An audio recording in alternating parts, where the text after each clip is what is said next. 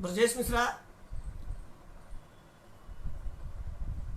पुनः आपके बीच खड़ा है। और जैसा कि हम बोलते हैं कि मैं पटना से ब्रजेश मिश्रा उर्वार, आज जैसा कि हम लोगों ने एक धारावाहिक सीरियल की तरह हम लोगों ने शुरू कर रखा है, सप्ताह में 2 बजे हम लाइव आते हैं, सोमवार को और शुक्रवार को। रविवार को हमारे भाई रामा दुबे जी मगध क्षेत्र से आते हैं। कई हमारे साथी हैं जो भारत के कोने कोने से जुड़े हुए हैं। हमारे भाई परशुराम प्रचार समिति के मिथिलेश पांडे जी जो भोजपुर जिला के हैं, शाहबाद की आन बान शान है, लोगों को जोड़ने के लिए प्रयत्नशील हैं। सभी क्षेत्र के हमारे भाई जुड़े हुए हैं ताकि इस बिहार को, इस देश को एक मजबूती दिया जा सके।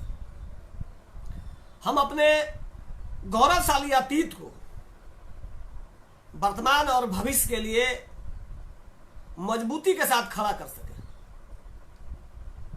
हम बिहार हैं, लाचार नहीं, क्योंकि राजनीति से लेकर मोक्ष तक सब कुछ इस देश की शासन प्रणाली के अशोक स्तंभ की बात हो या फिर धर्म की, बिहार सर्वोच्च स्थान पर है।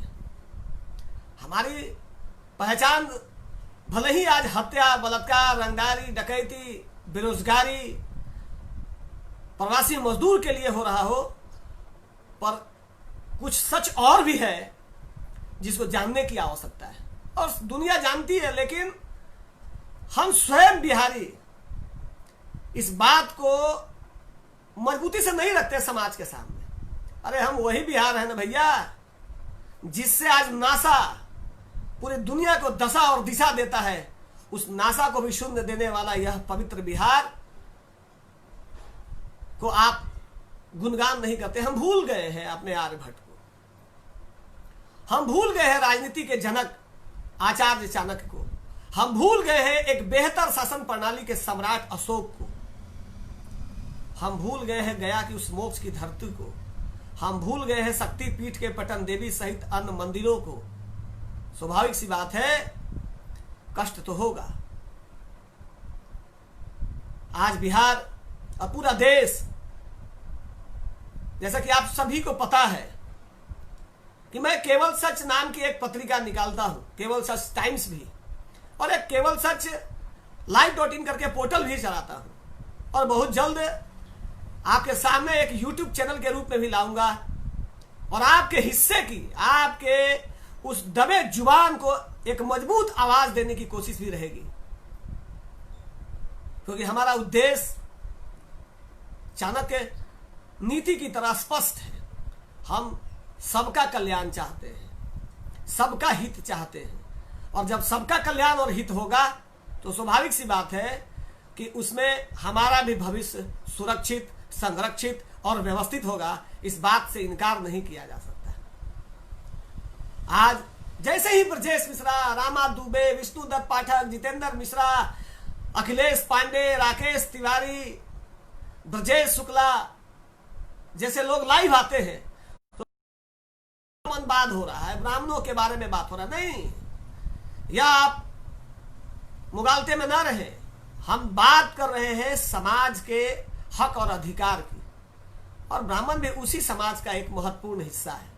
हम सच बोलते हैं, हमारी ये कोशिश है, क्योंकि सत्य सच बोला है हमने, सत्य नहीं बोला है। क्योंकि अगर अकाट्य सत्य का अगर कोई समय था तो वो सतयुग था, राजा हरिश्चंद्र के समय की बात थी, और ये कलयुग है।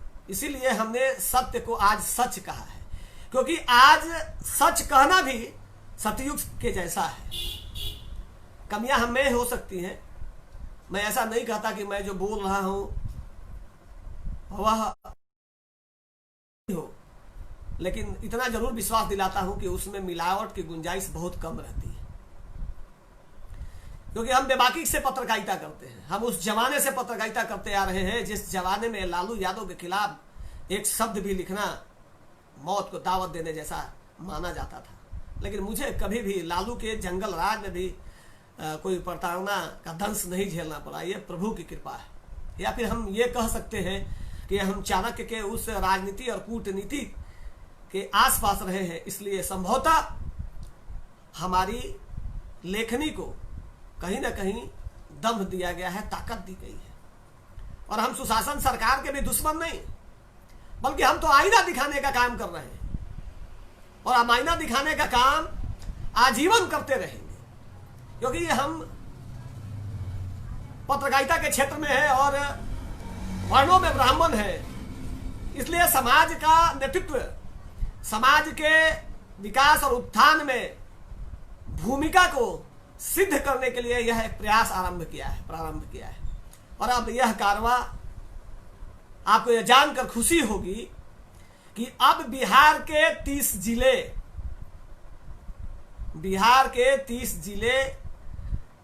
हमारे तो हैं 38 जिला बिहार में, लेकिन बिहार में हम लोगों ने 30 दिनों के लिए 30 जिला को कंपाइल किया है। पटना, जहानाबाद, अरवल, औरंगाबाद, गया, नवादा, नालंदा, भोजपुर, बक्सर, कैमूर, रोहतास,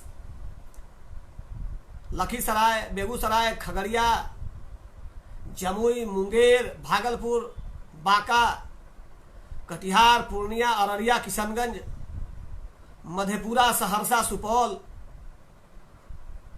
दरभंगा, मधुबनी, समस्तीपुर, मुजफ्फरपुर, सीतामढ़ी, शिवहर, छपरा, सिवान, गोपालगंज, मोतिहारी, बेतिया, शेखपुरा और जितने भी जिला में हम लोगों ने कुछ जिला को एक साथ जोड़ने का प्रयत्न किया है। और आपको विश्वास दिलाते हैं कि 1 जून 2020 से चाणक्य विकास मोर्चा और केवल सच पत्रिका संयुक्त रूप से समाज के उन अनछुए पहलुओं को आपके बीच लाएगी और न सिर्फ समाज को जागृत करे। समाज का मतलब सिर्फ ब्राह्मण समाज ही नहीं होता, समाज का मतलब संपूर्ण जातियां, संपूर्ण देशवासी। और हम तो बिहार ऐसे भी अतिथि देवो भव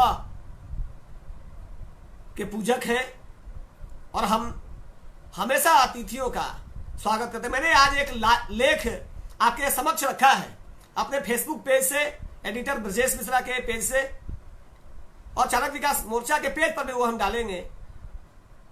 हाँ, बिहार हूं मैं, और यह वही बिहार है जहां भगवान विष्णु के पद चिन्ह हमारे यहां विराजमान है। कई धरोहर हैं हमारे यहाँ। अरे हमारे यहाँ तो 80 वर्ष के वृद्ध कुंवर सिंह में भी वह ताकत है कि अंग्रेजों की पैंट गीली करा देते थे। हमारे यहाँ दशरथ मांझी जैसे लोग भी हैं, यदुनंदन शर्मा जैसे महान व्यक्तित्व वाले विभूति भी हैं। हमारे यहाँ देवन मिश्रा जैसे अच्छे अच्छे लेखक भी हैं, जानकी वल्लभ शास्त्री, रामधारी सिंह दिनकर, महादेवी वर्मा जैसे कई साहित्य के जगत के लोगों को सम्मान इसी बिहार ने दिया है, संपूर्ण जगत दिया है, संपूर्ण विश्व ने दिया है। प्रत्येक सप्ताह में 2 दिन आना, समाज को जागरूक करना,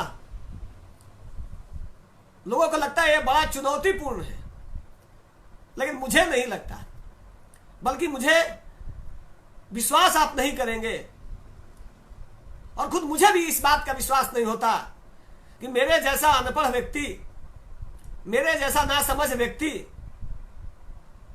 न जाने किन परिस्थितियों के कारण आज मोटी मोटी किताबों का अध्ययन कर रहा है, अपने देश, अपने प्रदेश के अलौकिक इतिहास को, पन्ने को पलट रहा है। मैं आर्ट्स का स्टूडेंट रहा हूं, इतिहास का छात्र रहा हूं, और मैं यह कह सकता हूं, मुझे चूंकि सच बोलने की आदत है, मैं अपने स्नातक के कार्यकाल में भी संभवतः इतनी शिक्षा या पढ़ाई नहीं की थी जितनी आज करने की कोशिश में लगा। क्योंकि कल तक जो शिक्षा मैं ग्रहण कर रहा था वह मैं अपने व्यक्तिगत हितों के लिए कर रहा था, लेकिन अब समाज के लिए, अपने राष्ट्र कल्याण के लिए कर रहा हूं। आप पढ़िए अच्छे अच्छे लोगों को। और आज का युवा इस 21वीं सदी में ग्लोबल दुनिया में मोबाइल के साथ मजबूती के साथ जुड़ गया है। हर बच्चा जिसको एंड्रॉयड मोबाइल चलाने आता है, भले ही वो ज्ञान की बातें अर्जित करे या ना करे, पर पबजी, लीडो और न जाने कौन कौन सा गेम जरूर खेलता है। यह इस बात का प्रमाण है कि हमारी गतिविधियां निश्चित तौर पे नए नए क्रिएशन की ओर बढ़ी हैं। लीडो खेलना कोई खराब बात नहीं, पबजी खेलना भी कोई खराब बात नहीं, ना ही कोई गेम खेलना खराब बात है, लेकिन किसी भी चीज का अति नहीं होना चाहिए। आज पूरा हिंदुस्तान ही नहीं बल्कि संपूर्ण विश्व कोरोना वायरस के संक्रमण में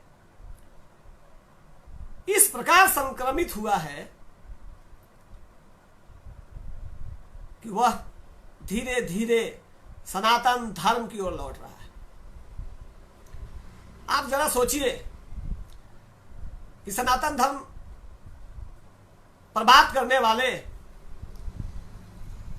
राष्ट्रीय पटल पर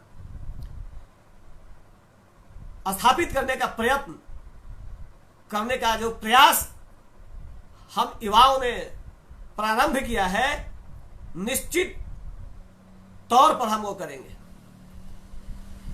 और हमें कोई क्षेत्रीयता के बंधनों में नहीं बांध सकता। अरे हम तो अनादिकाल से संपूर्ण विश्व के लिए काम करने वाले लोग रहे हैं।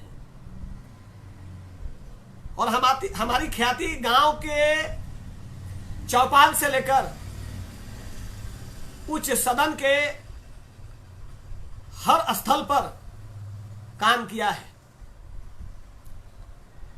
आज पूरा देश संक्रमण के इस महामारी से एक एक दिन इस प्रकार काट रहा है जैसे वह अपना मौत का दिन गिन रहा हो। और इस वैश्विक महामारी में देश में राजनीति भी जमकर हो रही है, लेकिन उससे कहीं ज्यादा इस देश के युवाओं ने, पढ़ने वाले छात्रों ने जहां भी रहकर अपने आसपास के लोगों को बगैर कोई जाति, बगैर कोई धर्म, बगैर कोई क्षेत्र को पूछे हुए उनको सहयोग पहुंचाने का संकल्प लेकर काम कर रहा है। देश की इतनी बड़ी आबादी, आप गौर करके सोचिएगा, कोई भूख से नहीं मरा है।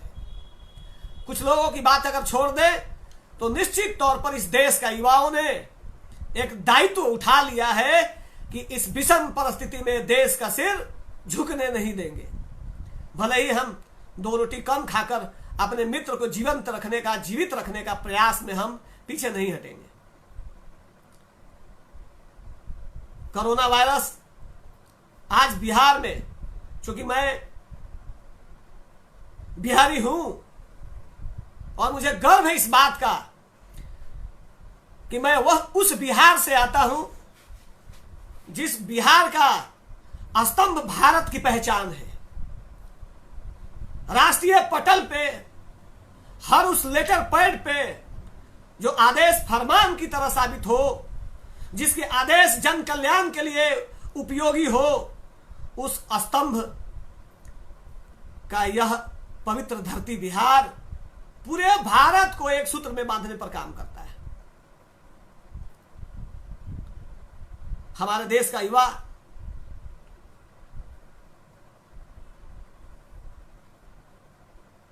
एक एक चीज पर गहन मंथन करता है। चंद्रशेखर आजाद ने यह सोचकर रामप्रसाद बिस्मिल, बटुकेश्वर दत्त, वीर सावरकर और उस जमाने में चाहे लाला लाजपत राय हो या अन्य जितने भी हमारे गोपाल कृष्ण गोखले और सुभाष चंद्र बोस जैसे योद्धा, सबके सब, भगत सिंह जैसे वीर क्रांतिकारी, सबका योगदान मजबूती के साथ रहा। यह इसलिए नहीं कि उनकी जाति का, उनके क्षेत्र का, उनके धर्म का लड़ाई लड़ रहा हो। बल्कि भारत अपनी अस्मिता, अपने अस्तित्व और अपने वास्तविक वजूद की लड़ाई लड़ रहा था। और सबके सब युवा, चाहे वो किसी धर्म के हो, सबने अहम भूमिका निभाया। और हम तमाम गुलामी के बावजूद भी अपने भारत के अलौकिक इतिहास को मिटने नहीं दिया है। ये गंभीरता से समझने की जरूरत है। और आज भी युवा भले ही जातिगत बंधनों में, दलगत बंधनों में, क्षेत्रवाद के आग में, भले ही राजनीतिकरण में वह अपने व्यक्तिगत कुर्सी पाने के लिए यह बात कर ले, लेकिन देश का जो युवा वास्तव में समाज और राष्ट्र का कल्याण चाहता है, वह इन सब चीजों से मुक्त है। लोगों को लगता होगा कि ब्रजेश मिश्रा ब्राह्मणवाद की बात करता है, लेकिन ऐसा बिल्कुल कतई नहीं है। हम जाति के ब्राह्मण हैं, हम यह कह ही नहीं सकते कि हम ब्राह्मण नहीं हैं। लेकिन हम ब्राह्मण तब है जब हमारे साथ हमारे समाज का हर वर्ण, हर वर्ग हमारे साथ जुड़ा हो, क्योंकि ब्राह्मण कभी अकेले हो ही नहीं सकता। और ब्राह्मण वही है जो राष्ट्र के कल्याण के लिए अपना सर्वत्र त्याग कर सके, और वो हमने किया है, चाहे वो दधीची के रूप में हो या मदन मोहन मालवीय के रूप में हो। हमेशा देश के लिए कुछ ना कुछ सर्वोच्च चीज दिया है, सब कुछ दिया है, आगे भी देंगे। और अगर जरूरत पड़ी तो यह ब्रजेश मिश्रा आपको भरोसा दिलाता है। और अगर हमारे युवा हमारे साथ चलते हैं, अगर हमारे युवा हमको एक उचित सलाह और एक सुझाव के साथ साथ हमारे द्वारा किए जा रहे प्रयास को आगे बढ़ाने का प्रयत्न करते हैं, तो मैं आपको भरोसा दिलाता हूं कि अगर वक्त पड़ा तो भगत सिंह की तरह मैं भी फांसी पर लटकने के लिए, इस राष्ट्र के लिए पीछे नहीं हटूंगा। यह संकल्प है और आपसे वादा है मेरा, इस देश के तमाम युवाओं से वादा है इस ब्रजेश मिश्रा का। यह बिहार का बेटा ब्रजेश मिश्रा जरूरत पड़े तो भगत सिंह भी बनने के लिए तैयार है, और जरूरत पड़े तो चंद्रशेखर आजाद भी बनेगा, और अगर आवश्यकता आन पड़ी तो मंगल पांडे की तरह अपनी भूमिका को निभाने से पीछे नहीं हटेगा। आज हम विभिन्न मुद्दों पर बात करते हैं, हर चीज पर बात करते हैं। मैं अभी थोड़ी चीज आपको बताना चाहता हूं कि अभी जो इस देश में व्यवस्था चल रहा है, अभी जो सोशल मीडिया पे जो एक अपने आप को स्थापित करने का या लोकप्रिय करने का जो बाजार गर्म है, उसमें टिकटॉक वीवो बनाया जाता है। अभी मैं एक चीज देख रहा था, क्योंकि मैं सब चीजों का थोड़ा ना थोड़ा आनंद लेता हूं और उसमें भी रहस्य ढूंढता हूं।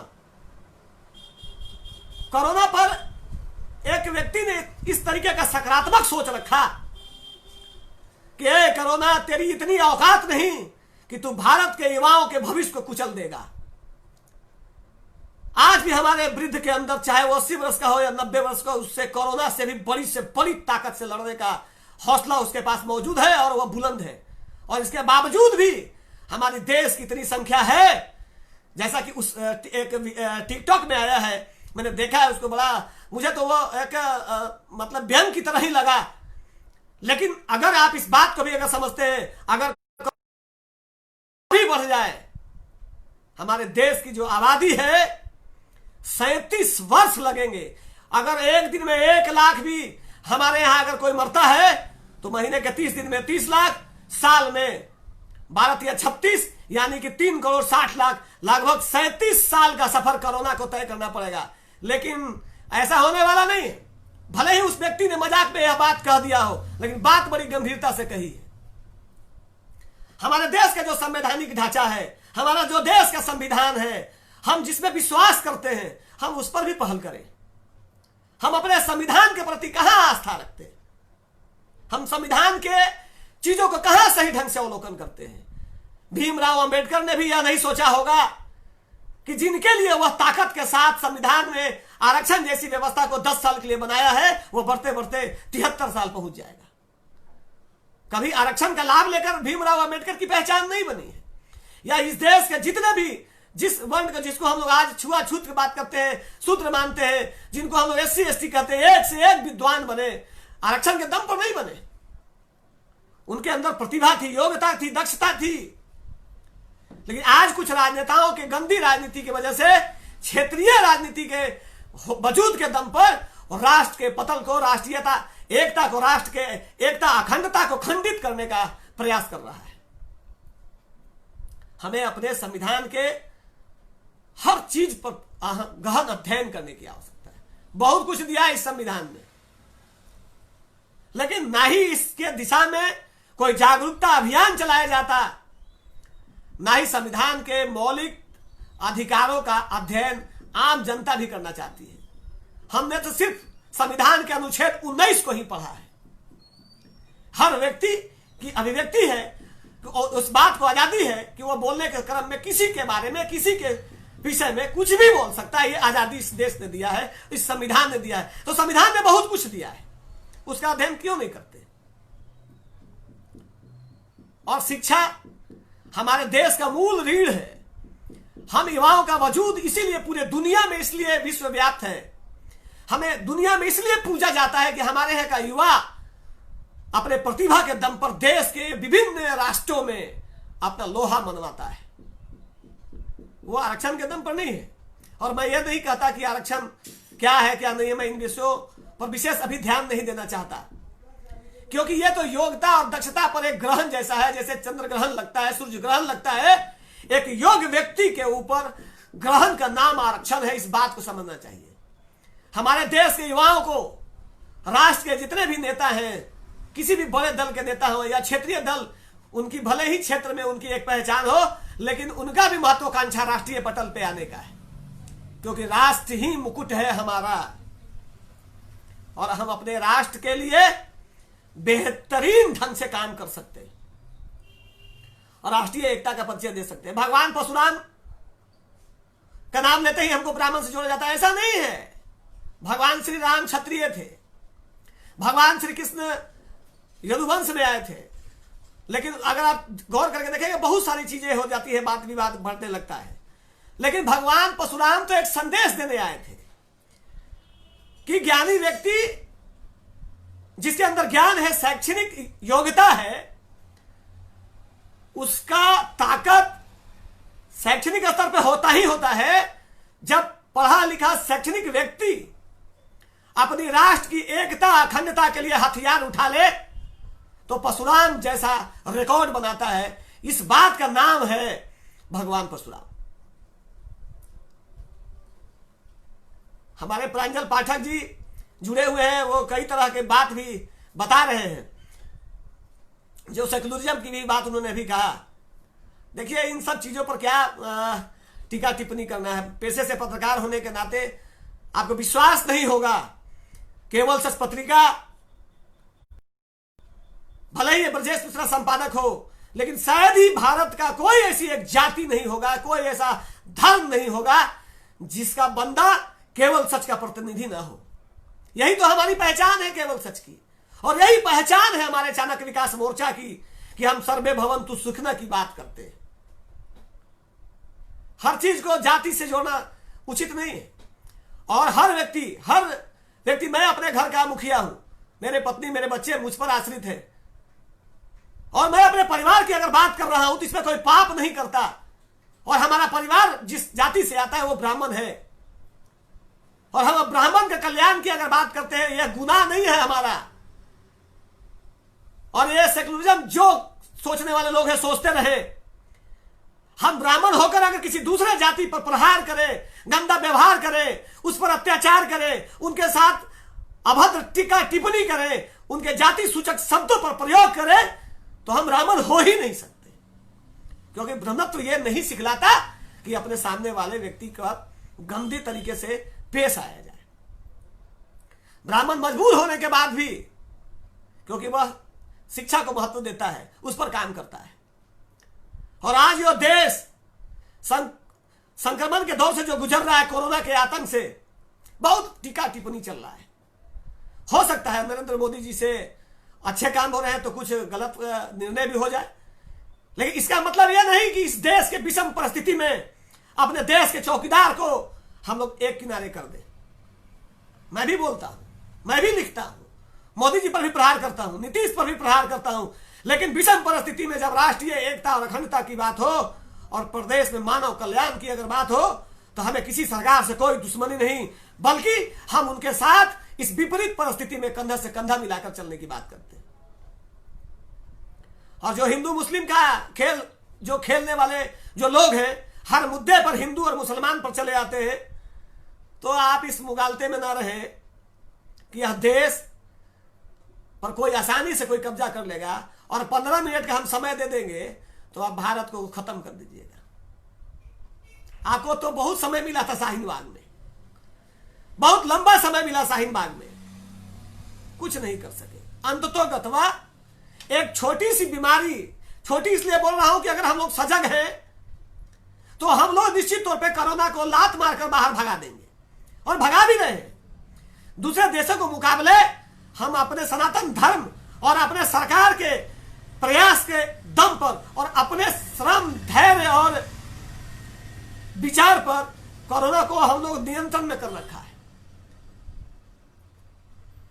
लेकिन कोरोना जैसी बीमारी से शाहीन बाग चंद ही समय में भाग गया। तबलीगी समाज की बात हो, मरकज की बात हो, किसी की भी बात हो, इस देश में हिंदू मुसलमान बाद में है। जब ये देश बचेगा तब आप हिंदू और मुसलमान हैं। लेकिन अगर आप मुसलमान हैं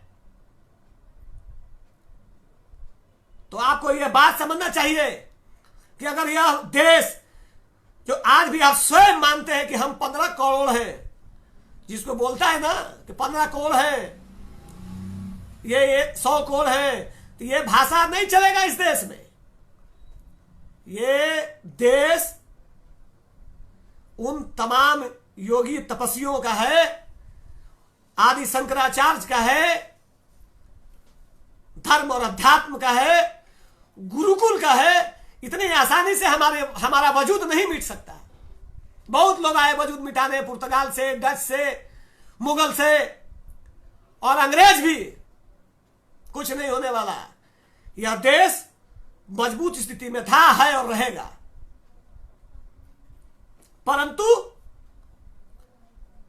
इस देश के लोगों को समझना पड़ेगा कि कोरोना बीमारी जो संक्रमण भले ही के रूप में हम लोग कह देते हुए, ये अदृश्य बीमारी है। ऐसी न जाने कितनी अदृश्य शक्तियां भारत की एकता और अखंडता को खंडित करने का कूटनीति कर रही हैं। और सेकुलरिज्म की बात करके देश का विकास नहीं हो सकता। बहुत समय मिला था आपको, काफी लंबा अनुभव प्राप्त किया है आपने, लेकिन किया क्या इससे? कुछ नहीं हो सकता है। हमारे देश में, भारत में मजबूती के साथ पहल करना चाहिए कि कोरोना बीमारी जो संक्रमण के रूप में हमारे पास मौजूद हो गई है, बड़ा चिंता का विषय है। चिंतन करने की आवश्यकता है। और हमारा खजाना बहुत मजबूत है। हम चिड़िया यूं ही नहीं कहलाते थे। अंग्रेजों ने कहा कि ये सोने की चिड़िया है। अरे जनाब, आप मंथन करिएगा, आप मंथन करिएगा। यह भारत हीरे का मुकुट है, हीरे का मुकुट है। जहां भगवान निवास करते हो वहां ये चंद लुटेरे 1000 बरस और 1200 के अपने गुलामी के वक्त में भी वह लूट नहीं पाए, क्योंकि हमारा जो असली ताकत है वह है बौद्धिकता, शिक्षा और चिकित्सा पद्धति। मैं आपको एक कहानी की ओर ले जाना चाहता हूं, एक छोटा सा कहानी की तरफ ले जाना चाहता हूं। आप उस कहानी को ब्राह्मण बाद में मत जोड़ दीजिएगा, क्योंकि यह कहानी किसी ब्रजेश मिश्रा का नहीं है।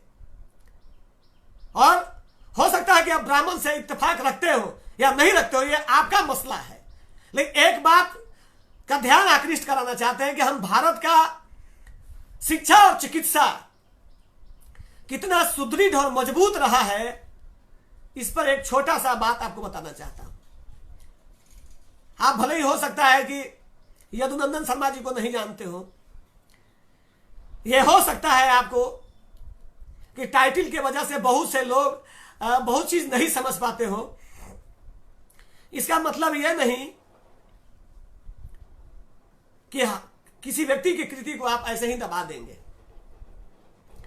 आप राम को तो जानते ही होंगे।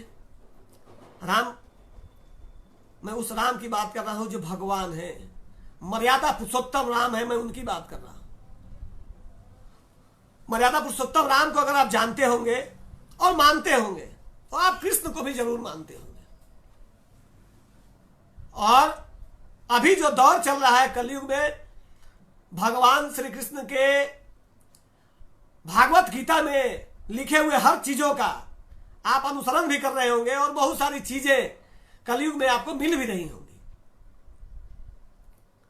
जब आप कृष्ण को जानते होंगे तो निश्चित तौर पे कृष्ण से जुड़ी हुई बातों को भी आप समझते होंगे।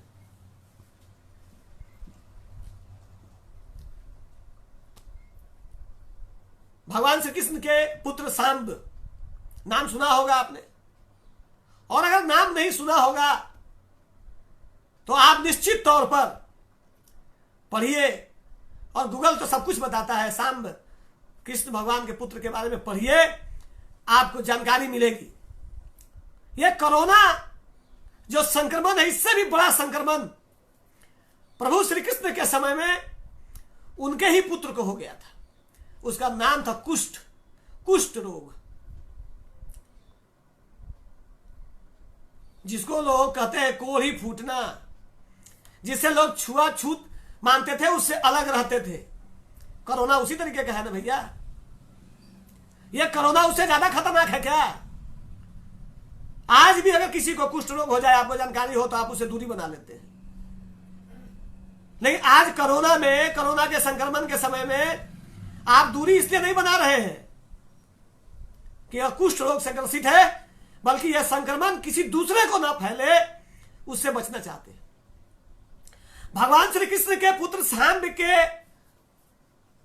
इलाज के लिए भगवान श्री कृष्ण ने शाकद्वीप से आयुर्वेद के क्षेत्र में न जाने कितने कीर्तिमान गधे होंगे, उनको मगध लाया था। और मगध में, जिसको हम लोग मग भी कहते हैं, भगवान श्री कृष्ण के पुत्र के ठीक होने के बाद जब लोगों के आग्रह पर, मगध नरेश के आग्रह पर, इनको 72 पूर्व में यहां पर स्थापित कर दिया गया। और आज वही आयुर्वेद, मैं इसमें किसी वर्ण की बात नहीं कर रहा, मैं आयुर्वेद पर ध्यान आकृष्ट कराना चाहता हूं, इसको अन्यथा नहीं लेते हुए। आयुर्वेद के क्षेत्र में आज भारत सरकार आयुष मंत्रालय, आयुष बनाकर आयुर्वेद को विकसित करने पर काम कर रहा है। और इस कोरोना बीमारी, जिस तरीके से कुष्ठ रोग का इलाज आयुर्वेद ने किया था, और आयुर्वेद के ही क्षेत्र में इस कोरोना वायरस के संक्रमण का समुचित इलाज भी खोजा जा रहा है, और लगभग हम लोग पहुंच चुके हैं उसके पास। एलोवेरा, गिलोई, पीपल का पौधा, कई ऐसे हमारे यहां प्रकृति ने हम लोगों को जो दे रखा है, हम उससे शोध करके बहुत जल्द कोरोना के इस आतंक से मुक्ति पा लेंगे। और हम मजबूती से काम करने वाले लोग हैं, और हम बिहारी हैं, बीमार नहीं, क्योंकि हम बीमारी में भी दशरथ मांझी के हौसला रखते हैं और माउंटेन मैन की संज्ञा से नवाजे जाते हैं। हम वह बिहार हैं। युवाओं, इस देश में मजबूती के साथ आगे बढ़ने की आवश्यकता है, मजबूती के साथ आगे बढ़ने की आवश्यकता है। हमें अपना शौर्य, धैर्य, पराक्रम भूलना नहीं है। और ये सब जो बाबर और बख्तियार खिजली और ये सब जैसा जो नमूना टाइप का जो लोग हमारे यहाँ आया था, इन लोगों का दौर खत्म हो चुका है। और अब मैं ताल ठोक कर कह सकता हूं अपने देश के युवाओं के दम पर कि अब अगर इस तरीके का कोई गंदी हरकत और नजर भारत पर रखता है, तो भारत में प्रवेश करने के पहले ही उनकी आंखें निकाल ली जाएंगी, आंखें निकाल ली जाएंगी। और ये दोगली नीति, छुप छुप कर आतंकवादियों जैसा वार करने वाला, और उसके आड़ में भारत के जयचंद और मानसिंह जैसे लोग और विभीषण की भूमिका निभाने वाले जो लोग हैं, जो सेकुलरिज्म की बात करते हैं, वो अपने चरित्र का परिचय न दें। भारत का चरित्र राम, लक्ष्मण, भरत, शत्रुघ्न जैसे लोगों से होता है। और हमें अपना अलौकिक इतिहास मालूम, और हमें किसी से समय नहीं चाहिए किसी का विनाश करने के लिए, क्योंकि विनाश के कगार पे आप खुद खड़े हैं। बारूद के ढेर पर बहुत ज्यादा दिनों तक कोई जाति नहीं, कोई धर्म रहता है। और हमारा धर्म जो हिंदू का सनातन धर्म है वह ज्ञान पर आधारित है, ज्ञान पर आधारित है। इन चीजों को आपको मंथन करने की आवश्यकता है, आपको समझना चाहिए और आपको समझना पड़ेगा। अभी हमारे यहां बिहार के रोहतास जिला में रोहतास किला और कई चीजें हैं जिन चीजों पर हम लोग अगर बात करें तो बार बार हर बात के लिए हमारी सरकार नीतीश कुमार पर की सरकार पर यह प्रहार होता है कि शराब बंद, शराब बंद, शराब बंद। यह शराब बंद और खुला रहने से कोई ज्यादा फर्क नहीं पड़ता, क्योंकि हम भारत के लोग और बिहारी मजबूती से अगर काम करें तो वास्तव में हम इससे मुकाबला कर सकते हैं। इस समय में हमारे इस बिहार का बड़ी बड़ी कंपनियां, चाहे वो अरिस्टो हो, अल्केम हो, वेदांता हो, एसआईएस हो, आईटीसी हो, बहुत से ऐसे उद्योग हैं हमारे यहां जो इस विषम परिस्थिति में अपने सीएसआर फंड का इस्तेमाल करके इस कोरोना के संक्रमण में मददगार साबित हो सकते हैं और यह पहल करना चाहिए। और नीतीश कुमार जी, आपको साधुवाद है कि आप इस विषम परिस्थिति में भी आपने शराब को खुलने नहीं दिया। भले ही अर्थव्यवस्था को सुदृढ़ करने में मददगार साबित हो देश के स्तर पे, लेकिन आपने अपनी अंदर का जो मानव है इसको जिंदा रखा है और इसको जिंदा रखिएगा। इस राजस्व की प्राप्ति हम बिहार में पर्यटन के क्षेत्र से कर सकते हैं। हमारे यहां बड़ा बाढ़ जो त्रासदी बंद कराती है, हम उसको वरदान बना सकते हैं। हमारे यहां हर चीज है, जरूरत है उस पर सकारात्मक दृष्टिकोण से काम करने की। नहीं तो जो नीतियां हैं और ये जो लालची पदाधिकारी और कर्मचारी हैं, आपने कहा राशन कार्ड बनाने का, पदाधिकारी और कर्मचारियों जो सही समय पर काम नहीं कर रहे उनका राशन कार्ड नहीं बनाने वाले लोगों को दंडित करने का, पर आपके आदेश को ठेगा दिखाने वाले यहां के पदाधिकारी और कर्मचारी शायद आपकी भावनाओं का कदर नहीं करते। और यही कारण है कि आज आपके घोषणा के बावजूद राशन कार्ड सही हाथों तक नहीं है, बल्कि स्थितियां और परिस्थितियां ऐसी हैं कि राशन वह उठा ले रहा है जो वहां है ही नहीं। हमारे पास कई ऐसे दस्तावेज मौजूद हैं कि राशन उठा लिया गया उस व्यक्ति के नाम से, उसके आधार कार्ड को पता नहीं किस तरीके से लिंक कराकर, जो व्यक्ति वहां है ही नहीं, उपलब्ध ही नहीं है। ऐसे लाखों राशन कार्ड होंगे जिन पर अवैध ढंग से राशन को लूटा जा रहा है।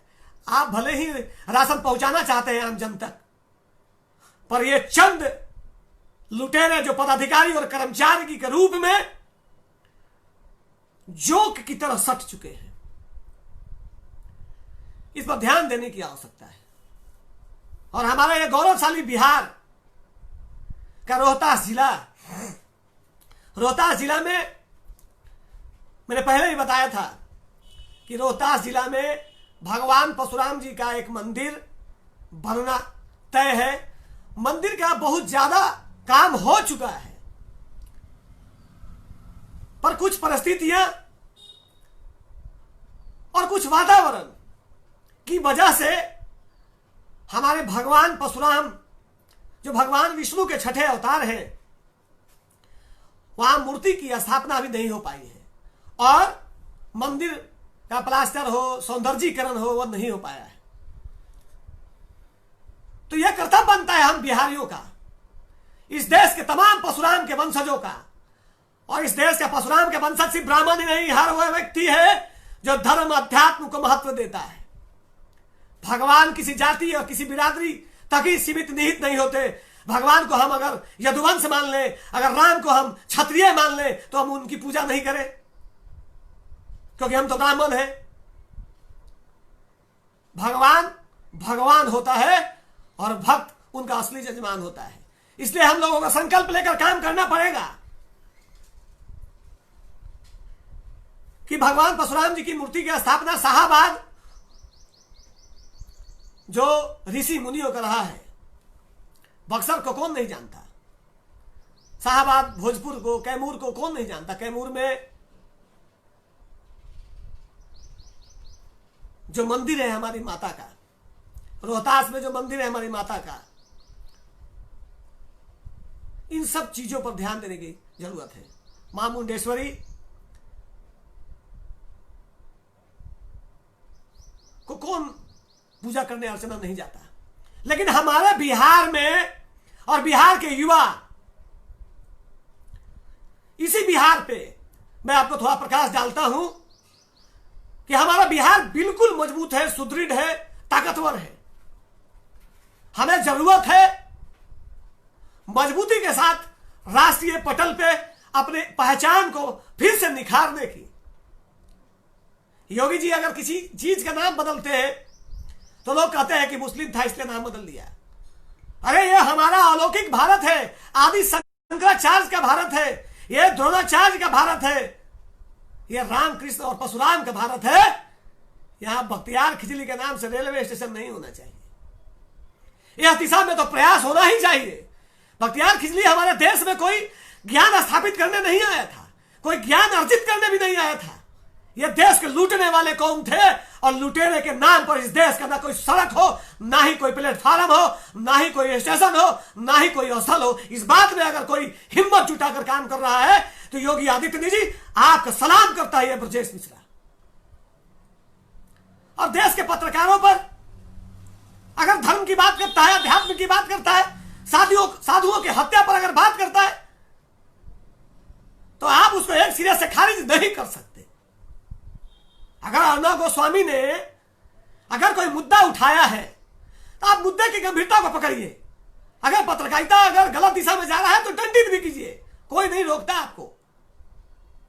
लेकिन भारत के संविधान और कानून में आपको तो आस्था रखना ही पड़ेगा। आज हो भी यही रहा है। हम बिहार के लोग पढ़ने लिखने के लिए बाहर जाते हैं, या नौकरी के लिए बाहर जाते हैं, या काम करने के लिए बाहर जाते हैं।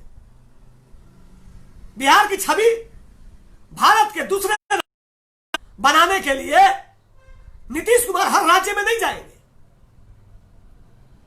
बल्कि हर उस व्यक्ति का एक दायित्व बनता है जो बिहार का है, जो बिहारी अपने आप को कहता है, गर्व महसूस करता है कि हम बिहारी हैं, यह उनका दायित्व बनता है।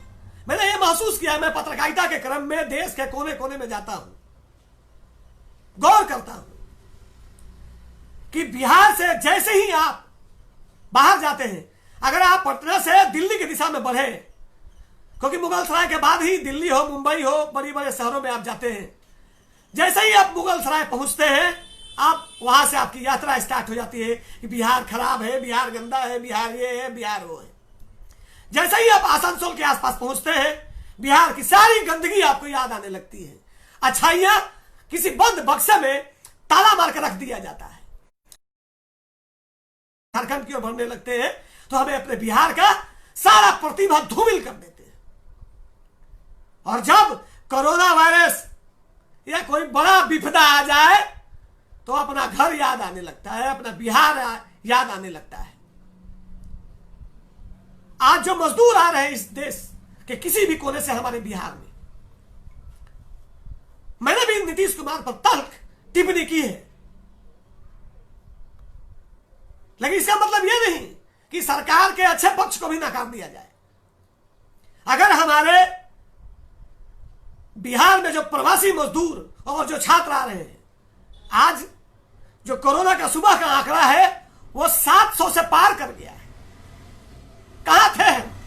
कोरोना को नियंत्रण में कर रखा था बिहार के लोगों ने।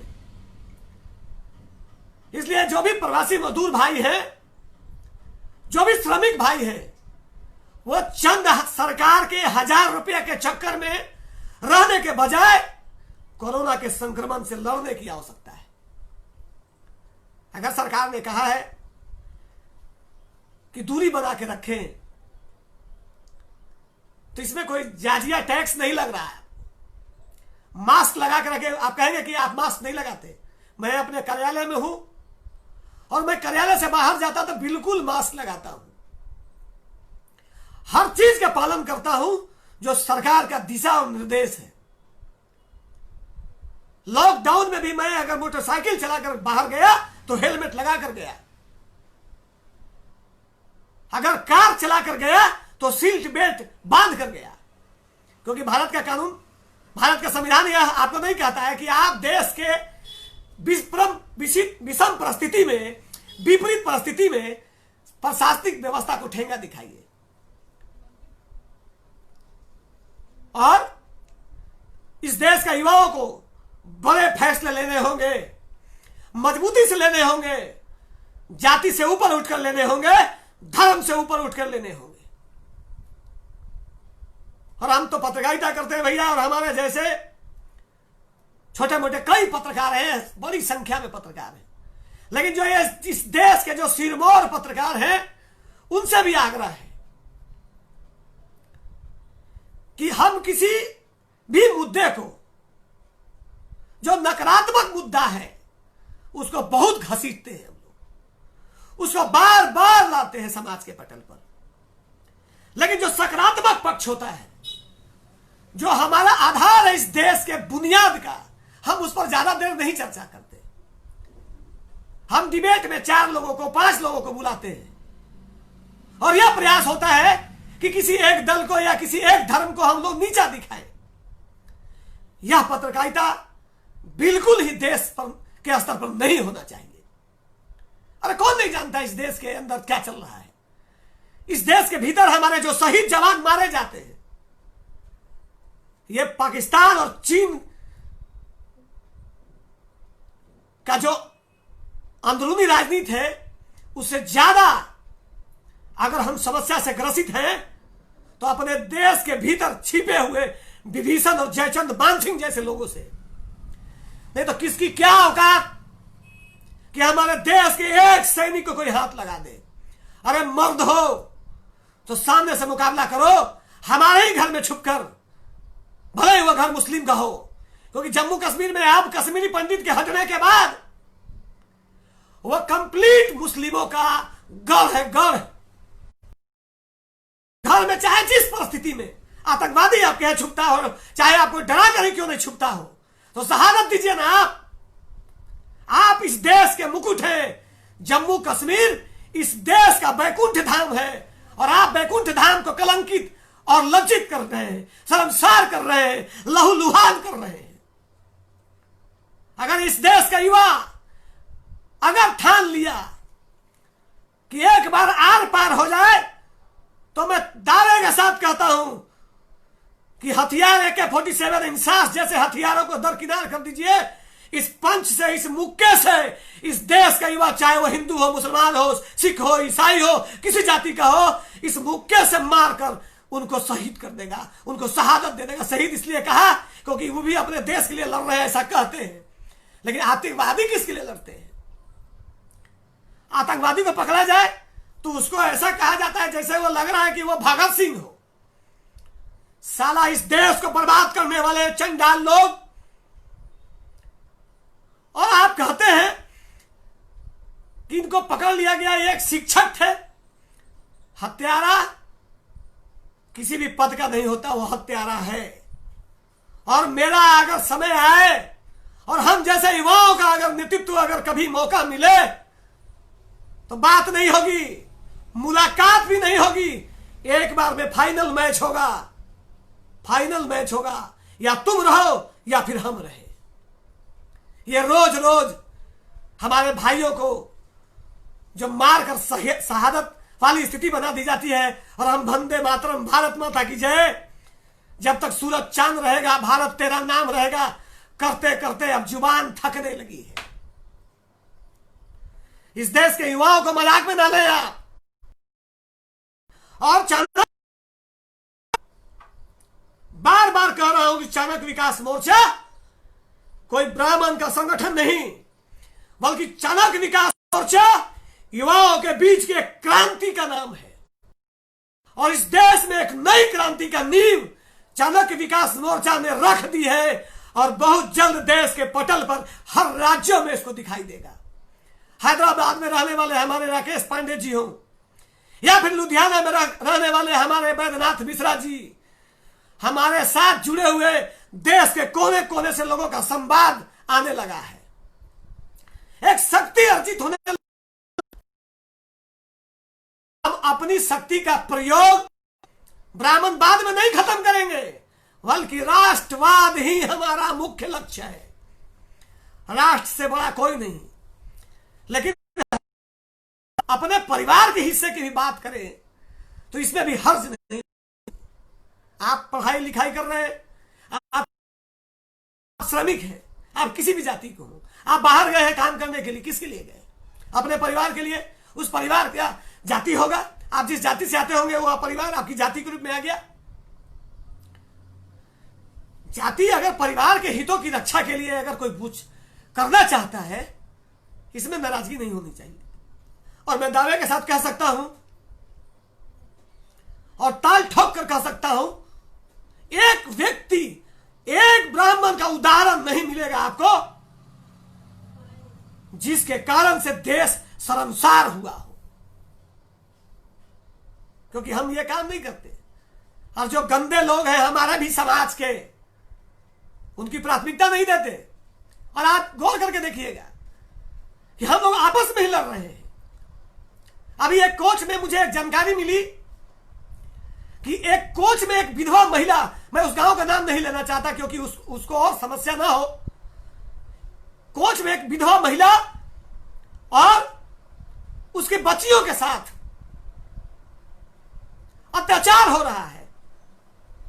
और अत्याचार कोई दूसरा वर्ण नहीं, अपने ही परिवार के लोग करते हैं।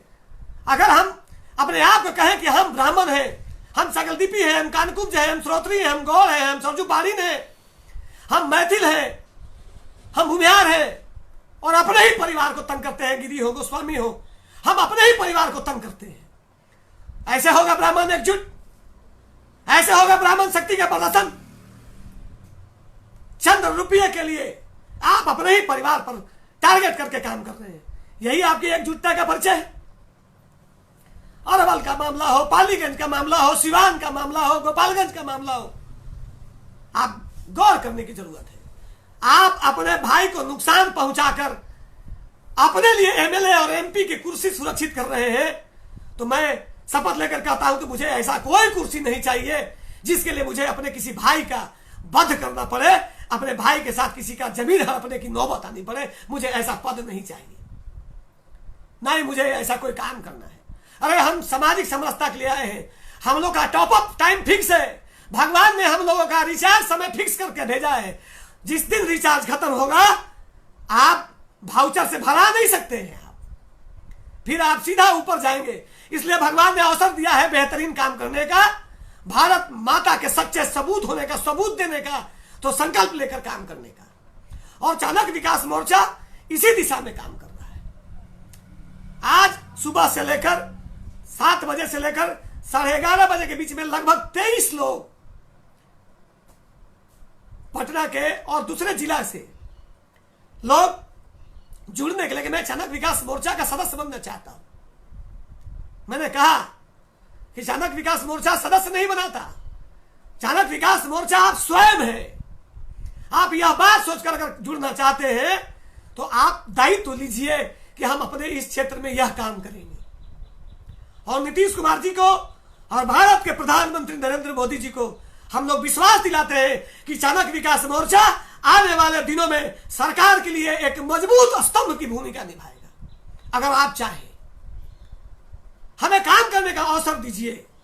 हम लोग इस बात को साबित करेंगे, सिद्ध करेंगे कि पर्यटन और कृषि के क्षेत्र में बिहार पूरे देश को अन्न दे सकता है, पूरे बिहार के शराब में हुए नुकसान के राजस्व की भरपाई कर सकता है।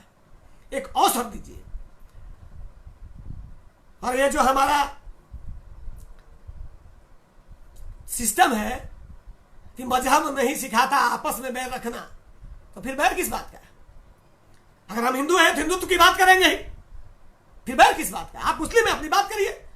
लेकिन हम मुस्लिम हैं, हिंदुओं के सर्वनाश के दम पे हमारा इस्लाम जिंदाबाद होगा, यह गंदी राजनीति मत करिए।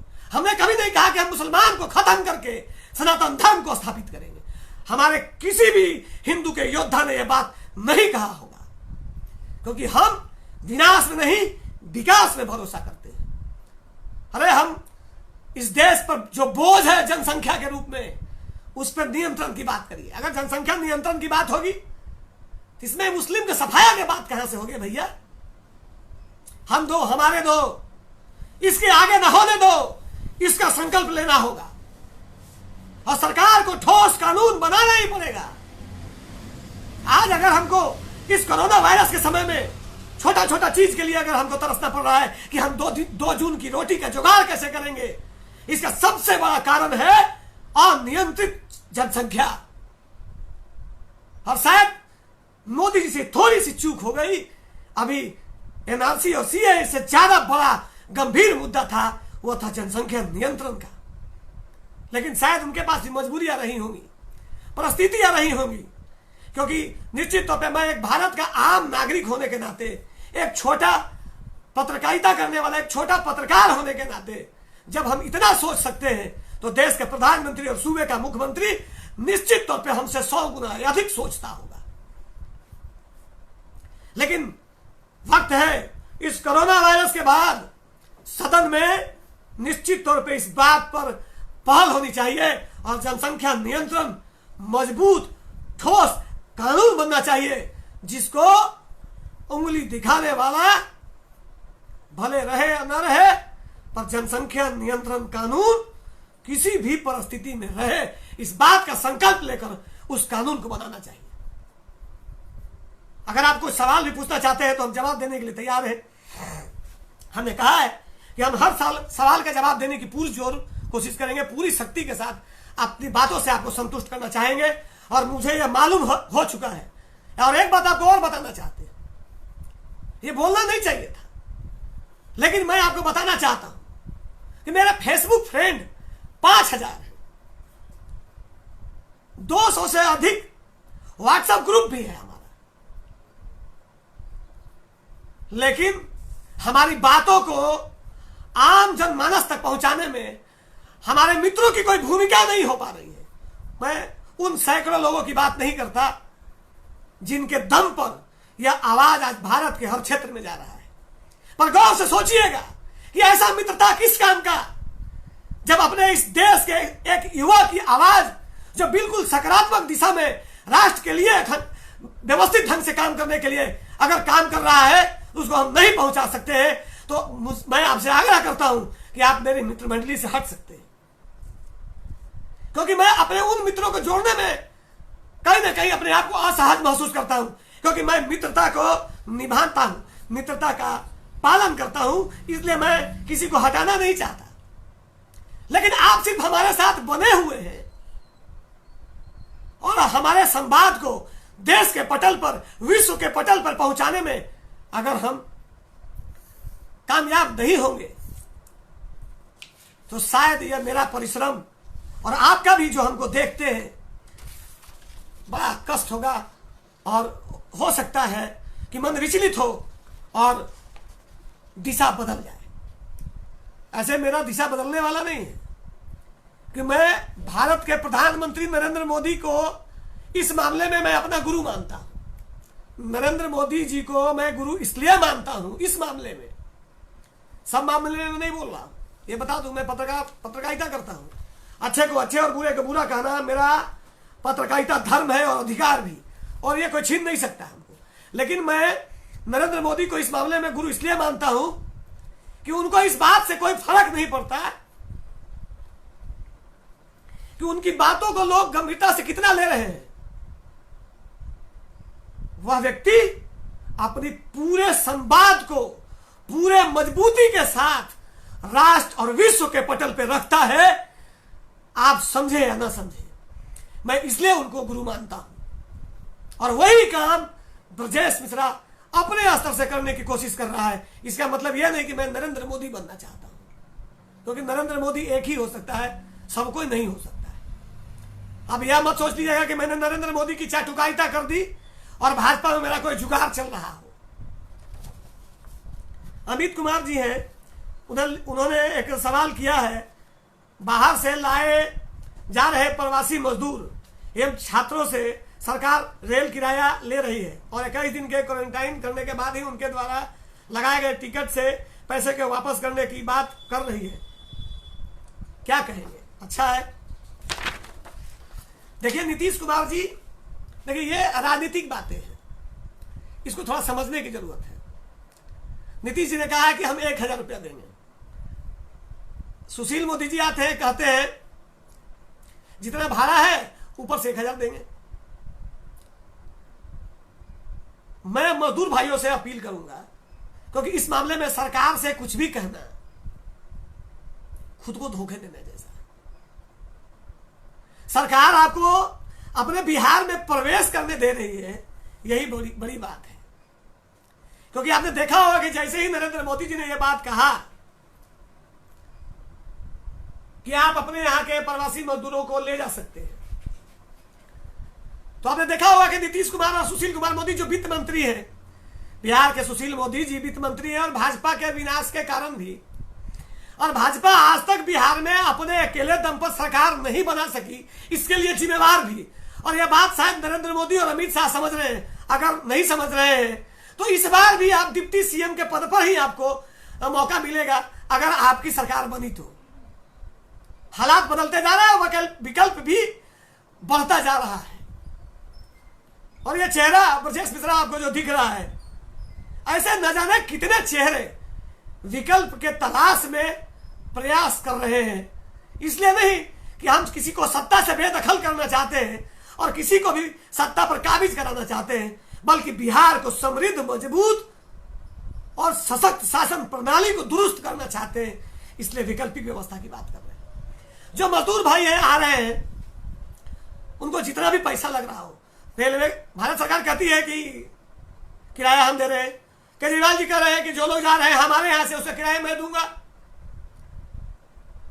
अरे आप बहुमूल्य हैं, आपके शरीर की कोई कीमत नहीं लगा सकता है। क्यों चंद 1000 रुपए के टिकट के किराए में 500, 700, 800, 1000, 1200 के किराए में फंसे हुए हैं। जो लोग आपके जान से खिलवाड़ करने वाले लोग हैं, उनसे 1000 रुपया के बारे में चिंता ज्यादा करने की जरूरत नहीं है। भगवान से प्रार्थना करिए, और हम भी करते हैं कि हे भगवान परशुराम, आप इस कोरोना के संक्रमण में हमारे मजदूर भाइयों को, हमारे देशवासियों को, हमारे हर क्षेत्र के लोगों को आप सुरक्षित रखिए और जीवित रखिए और कोरोना से मुक्त रखिए। क्वारंटाइन कराइए, घर पहुंचिए, घर वाले आपके इंतजार कर रहे हैं, आपके शरीर का, न कि आपके 1000 रुपये का। और सरकार को जो देना होगा वो सरकार को देना चाहिए, और सरकार को देना ही चाहिए, ऐसा व्यवस्था बनाए। और आप सबके पास खाता है, किसी को नगद देने की आवश्यकता नहीं। सबका खाता आधार कार्ड से लिंक है, सबका खाता खुलवा दिया है नरेंद्र मोदी और नीतीश कुमार जी। आपने भी स्टूडेंट क्रेडिट कार्ड भी खुलवा रखा है। इसलिए आपके पास कोई ऐसा कोई सरकार है ही नहीं इस देश में जो ये कह दे कि उसके यहाँ के लोगों का खाता नहीं है और उस खाता का सूचना आपके पास नहीं है। अमित कुमार जी का सवाल बिल्कुल अपने जगह पर उचित है। इसलिए सरकार को इस दिशा में पहल करना चाहिए कि मजदूर अगर आपसे 1000 और 2000 रुपया की उम्मीद करता है, यह तो उसका वाजिब हक है, क्योंकि आपका जीडीपी इस बात का प्रमाणिकता है कि आपके द्वारा कमाई गई राशि का हक है हमारे लिए, क्योंकि हम इस देश के मालिक हैं। हम जनता जनार्दन है, इस देश का असली मालिक हम जनता हैं। आपको तो नौकर के रूप में स्वीकार करके हम लोगों ने दिया है कि आप नौकरी करें। आपका कॉन्ट्रैक्ट 5 साल का दिया है हम लोगों ने कि आप 5 साल बेहतर काम करिए, ताकि हम आपका एक्सटेंशन बढ़ाएं। जिस तरीके से संविधान में आप शिक्षकों का बढ़ाते हैं या अन्य श्रमिकों का बढ़ाते हैं। इसलिए आप मालिक मत बनिए, आप सेवक की भूमिका निभाइए। और शायद यही कारण है कि इस बात के गंभीरता को ध्यान में रखते हुए देश के प्रधानमंत्री नरेंद्र मोदी ने खुद को प्रधान सेवक कहा है। सेवक तो आप हैं नीतीश जी, ये मौका है आपके पास, और आप एक विशाल हृदय के धनी भी हैं। मुझे मालूम है कि आपके अंदर बहुत सारी कमियां हैं, लेकिन आपके भीतर उससे ज्यादा अच्छाइयां हैं, और जरूरत है उस अच्छाई को पुनः एक बार जीवित करने की, जिस तरीके से आपने 2005 में आरंभ किया था। यह बिहार है, और आप कुछ चाटुकार लोगों के गिरफ्त में आ चुके हैं। नहीं तो आपके जैसा व्यक्तित्व पूरे देश के पटल पे स्थापित होने वाला व्यक्तित्व है। आप एक विकल्प थे, मनमोहन सिंह के विकल्प के रूप में आप भी थे, लेकिन आपके कुछ चाटुकार लोगों की वजह से और आपके पास जो बैठे विभीषण की वजह से आपको चंद्रगुप्त मौर्य देश का नहीं बनने दिया। और सजग होइए। और देखिए प्रधान सेवक नरेंद्र मोदी जी ने उत्कृष्ट कार्य किया, बेहतरीन प्रदर्शन किया और उसको बोनस दिया गया। आप गौर करके देखिए 2014 में उनकी संख्या क्या थी और 2019 में उनकी संख्या क्या है। यह बोनस है। और आप खुद नीतीश कुमार जी इस बात को समझते होंगे कि 2014 में आप मात्र 2 सीट पर सिमट गए थे और जिस दिन आप नरेंद्र मोदी का दामन थामे आप फिर 2 से 16 पहुंच गए। तो अच्छे काम का मुआवजा यह देश की जनता देना जानती है। चाणक्य के वंशज देना जानते हैं, परशुराम के वंशज देना जानते हैं, इस देश के सब लोग जानते हैं। प्रांजल पाठक जी ने सवाल किया है, बिहार आने के लिए 28 लाख लोगों ने रजिस्ट्रेशन करवाया है, क्या इतना रिसोर्स है बिहार में कि इन मजदूरों को रोजी रोटी की व्यवस्था हो पाएगी? बड़ा गंभीर सवाल। निश्चित तौर पे एक बड़ी समस्या है। प्रांजल पाठक जी, ये जो बिहार के जो मजदूर बाहर गए हैं, निश्चित तौर पे हमारा बिहार 1990 के वाले दौर से निकल चुका है और नीतीश कुमार जी ने काम किया है। भले उसमें घोटाले हो रहे हो, भले ही उसमें प्रशासनिक पदाधिकारी और कुछ नेता, चूंकि नीतीश जी के कार्यकाल में राजनेता से अधिक अगर कोई भ्रष्ट है तो सरकार के पदाधिकारी और कर्मचारी। और आपने जो सवाल किया कि 28 लाख लोगों का रजिस्ट्रेशन करवाया गया है, तो हमारे यहां एक बारगी किसी भी जगह पर, कोई भी देश का कोई भी, चाहे नरेंद्र मोदी ही क्यों ना हो, एक बारगी इतनी बड़ी संख्या में तुरंत रोजगार मुहैया करा देना संभव नहीं है। लेकिन अगर हम लोग संकल्पित होकर अगर काम करना चाहते हैं और अगर चाहते हैं कि इस विषम परिस्थिति में जो 28 लाख मजदूर अगर जो बाहर से आए हैं, तो हमारे यहां जो मजदूर होंगे यहां भी संख्या में होंगे, यहां भी हमारे कम से कम 50 लाख से ऊपर श्रमिक होंगे। 1 करोड़ के आसपास जरूर हमारा श्रमिक होगा जो अपने विभिन्न क्षेत्रों में काम कर रहा होगा। तो हमको सबका ख्याल रखना है। लेकिन हम सबका ख्याल रखे हुए थे, ये एक्स्ट्रा सरप्लस जो 28 लाख मजदूर इस बिहार में कोरोना वायरस के समय में आ गए हैं, क्या ये मजदूर बिहार से फिर वापस पलायन करके नहीं जाएगा? इस बात की गारंटी कोई लेगा क्या? कोई मजदूर देगा इस बात की गारंटी? तो आप कहेंगे कि यहां काम मिलेगा तब ना ठहरेगा। तो काम मिलेगा तो बाहर जाएंगे और संक्रमण फैलेगा तो बिहार आएंगे। तो आपको निर्णय तो लेना होगा ठोस। और मैं ताल ठोक कर और दावे के साथ कहता हूं कि अगर बिहार का श्रमिक जो प्रवासी के रूप में जो माइग्रेट जो मजदूर अपने आप को कहते हैं, जो चले गए हैं और पुनः आए हैं, 28 लाख की संख्या में आ रहे हैं, आए तो नहीं है। और मैं दावे के साथ कह सकता हूं कि 28 लाख लोग बिहार नहीं पहुंचेंगे।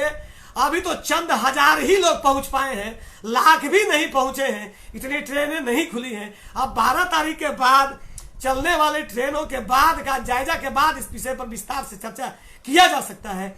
लेकिन अगर 28 लाख मजदूर आ भी गए इस बिहार में तो भी रोजगार है, स्वयं का रोजगार। हर व्यक्ति स्वयं का रोजगार कर सकता है। हम तो यहां आदत बनाए हुए हैं वेतन भोगी होने का, कि हम किसी भी जगह पर काम करें, चाहे वो जितना भी राशि दे, हमको महीने में एक निश्चित तारीख पे पैसा मिल जाए, इस बात को सोचना है। लेकिन अगर अचानक से इतना बड़ा बोझ अगर पड़ेगा तो कोई भी सरकार विचलित हो जाएगी। और अभी जो प्रांजल पाठक जी, अभी बिहार में विधानसभा का चुनाव का समय है। हो सकता है भाजपा भी घोषणा कर दे, हो सकता है जदयू भी घोषणा कर दे, और वर्षों सत्ता से बाहर रही राजद और कांग्रेस भी इसको मुद्दा बनाए। पर कोई सरकार 28 लाख मजदूरों को रोजगार नहीं देने जा रही है। इसलिए मजदूरों को इन विषयों पर गंभीरता से मंथन करना चाहिए और यह बात जरूर सोचना चाहिए कि कोरोना वायरस में अगर वो बिहार लौट कर आए हैं, और इस अभी तत्काल तो वो नहीं जाएंगे क्योंकि उनके पास इतना भय या धैर्य, अब जरूर सोचना पड़ेगा इस दोनों चीजों में, भय और धैर्य में, जिसके दम पर आप बाहर जाने के लिए सोचेंगे। इस बीच में बिहार का विधानसभा चुनाव होगा। आप एक योग्य, काबिल और सशक्त सरकार चुनने की आवश्यकता है, जो आपके हितों के बारे में काम कर सके। एक तरफ हमारे यहां बाढ़ आता है और दूसरे तरफ हमारे यहां सुखाड़ होता है, और हम लोग आपदा विभाग में बाढ़ वाले बाढ़ की तरफ लूटते हैं, सुखाड़ वाले सुखाड़ की तरफ लूटते हैं। रियल लाभार्थी को कोई लाभ नहीं मिलता, 10% को छोड़ दे। हम बाढ़ को वरदान बना सकते हैं, हम बाढ़ को वरदान बना सकते हैं। कोसी को सिर्फ हम शोक का दृष्टिकोण से खबर लिखते हैं, यह वरदान बन सकती है। हम ऋतुओं को मानने वाले लोग हैं। सब ऋतु बिहार में और पूरे देश में होता है, इसलिए इन बात को जरूर ध्यान में रखने की आवश्यकता है।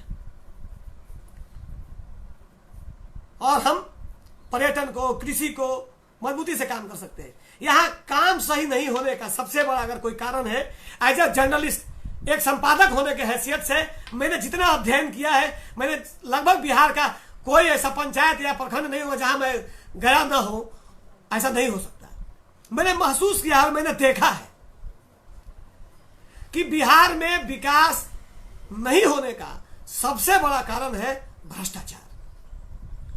सरकार के द्वारा दी जाने वाली राशि जहां से आरंभ होती है और जहां तक पहुंचती है, वहां तक भ्रष्टाचार आकंठ में डूबा हुआ है। मैंने एक बार खबर भी लिखा था कि भ्रष्टाचार का भी रेट तय होना चाहिए। आज अगर बिहार सरकार संकल्पित हो जाए कि हर घर शौचालय की बात होती है, मिलता है क्या पैसा? हर घर नल का जल सही ढंग से पहुंच रहा है क्या? जल जीवन हरियाली लूट का दूसरा नाम नहीं है क्या? आज आप देखेंगे, एग्जीक्यूटिव इंजीनियर हो चाहे वो किसी विभाग का हो, आप इनका चल संपत्ति की जांच करा लीजिए। कुछ चंद पत्रकारों की भी यहां लाइजनर सचिवालय में थोक भाव में मिलेंगे, ये तो देश के स्तर पर भी है। और इंदिरा आवास हो, वृद्धा पेंशन हो, विधवा पेंशन, तो इतने बेशरम कर्मचारी हैं और पदाधिकारी हैं कि कोई विधवा महिला जिसका पति नहीं है, या जो कोई वृद्ध महिला या पुरुष जिसका कोई देखने वाला नहीं है, या है भी, उसका जो चंद 500-600 रुपया मिलता है, ये इतने भ्रष्ट है कर्मचारी और पदाधिकारी कि उसमें भी 100 रुपया ले लेते हैं। और उनसे 100-100 रुपया, 200, 400 रुपया ले लेकर जो कुछ धन एकत्रित करते हैं, उनसे कुछ पदाधिकारी ले लेते हैं और कुछ पत्रकार भी।